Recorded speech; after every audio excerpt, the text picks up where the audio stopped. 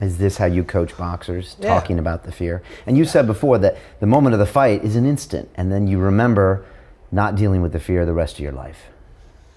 It's harder to quit than it is to fight. Harder to quit than it is to fight. What does that mean, Teddy? What it means is the truth. It means that if you quit, you have to live with the ramifications and the understanding of that for eternity. If you fight, it's over within a second. A second. Do you know what a 12-round fight is? 36 minutes. What have you done in your life in 36 minutes? You've done. Watch the TV show. I mean, 36 minutes. Yeah. For 36 minutes. And the moments come in moments. That's why they're called moments, by the way. So 30 seconds, you have a difficult spout. It's not all the fight, the whole fight. For 30 seconds, for 30 seconds, you got to deal with that. And then it's gone. Right.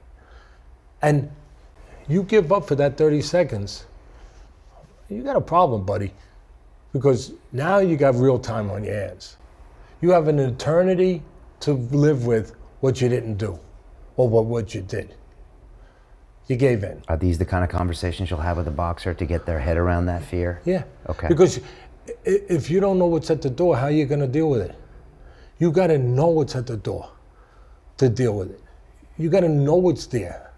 If you don't know what's there, I mean, you know, again, you're hiding from it. You're avoiding it, and we all avoid things. Yeah. I mean, that's what we do. Yeah.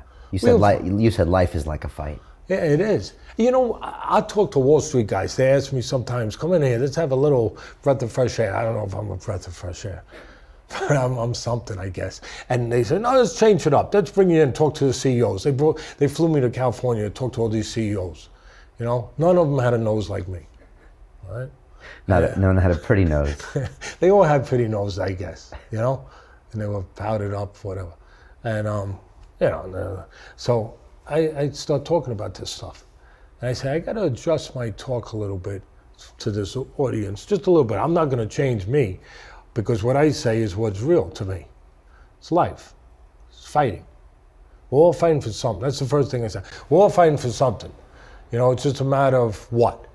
But we're fighting. We're in a fight. And if we're in a fight, there's certain things that are happening.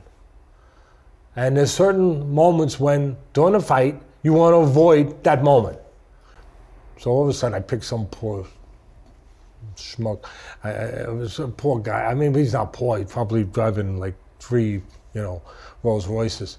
And because everyone in that room was supposed to be ultra successful.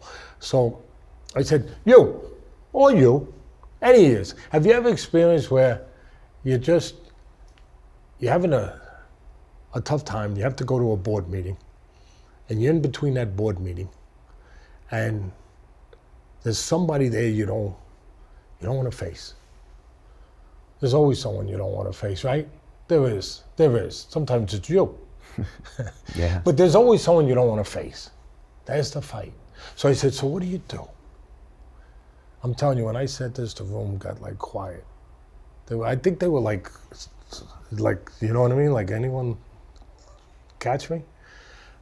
I said, you walk down the end of the hall because you know that they're coming. And you stop at the water fountain. And you got the water going in your mouth, but you ain't drinking. It's just running in your mouth and running out. What are you doing? You're hiding. You're just waiting for them to pass down the hallway. Right? Yeah. The silence, you know that old saying, silence can tell you a lot, can be deafening. The silence kind of told me, I think I was right, what I was saying to that group.